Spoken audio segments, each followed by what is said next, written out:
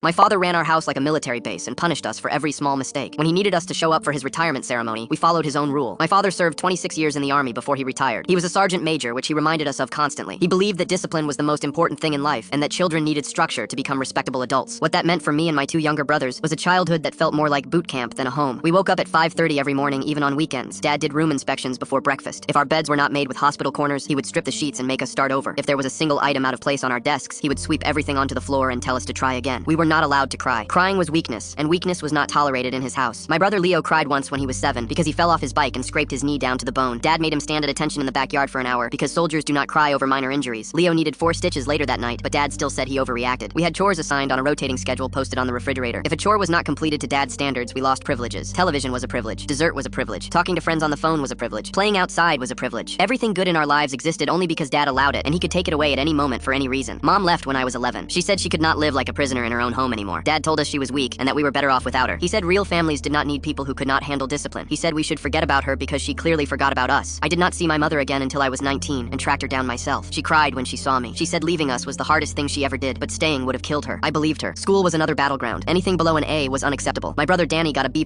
in algebra once, and Dad made him write the entire textbook chapter by hand 5 times over the weekend. Danny was 12. He missed his best friend's birthday party because he was still copying equations at 10 o'clock on Saturday night. Dad said birthdays were distractions and that Danny should thank him for keeping him focused. We were not allowed to have opinions that disagreed with Dad's opinions. We were not allowed to question his decisions. We were not allowed to say no to anything he asked. Talking back meant push-ups. Arguing meant running laps around the block. Refusing an order meant losing meals. I once went to bed without dinner 3 nights in a row because I said I did not want to join the junior ROTC program at school. Dad said I was ungrateful and that he was trying to give me a future. I joined the program. I hated every second of it. All 3 of us moved out the moment we turned 18. I left for college across the country. Leo joined the Merchant Marines just to be on a ship far away from land. Danny moved to Portland and became a guitar teacher, which Dad called a waste of potential. We rarely came home. When we did, Dad would criticize everything about our lives. He said my apartment was too messy. He said Leo's beard was unprofessional. He said Danny's career was embarrassing. Nothing we did was ever good enough. Then last year, Dad announced he was receiving a special recognition at his old base. 30 years of service, including his reserve time. There was going to be a ceremony with his former commanding officers and fellow veterans. He expected all 3 of us to attend in formal attire. He sent us an email with a date and time and a list of rules for how we should behave. He said we needed to arrive exactly 15 minutes early. He said we should not speak unless spoken to. He said we should refer to him as Sergeant Major in front of his colleagues. He said this was his moment and we needed to respect it. I called my brothers that night. I asked them what they wanted to do. Leo said he was not going. Danny said he was not going either. I felt something shift in my chest when they said that. I realized I did not want to go either. I realized I had spent my whole life following Dad's orders because I was afraid of what would happen if I did not. But I was 32 years old now. I had my own apartment and my own job and my own life. He could not make me run laps anymore. He could not take away my dinner. He could not do anything to me that I did not allow. I sent Dad an email the week before the ceremony. I told him I would not be attending. Leo sent his email the next day. Danny sent his the day after that. None of us gave excuses. Dad always said that excuses were for people who lacked commitment. He said either you show up or you do not, and the reasons do not matter. So we did not give him any reasons. Full story on channel. Link below.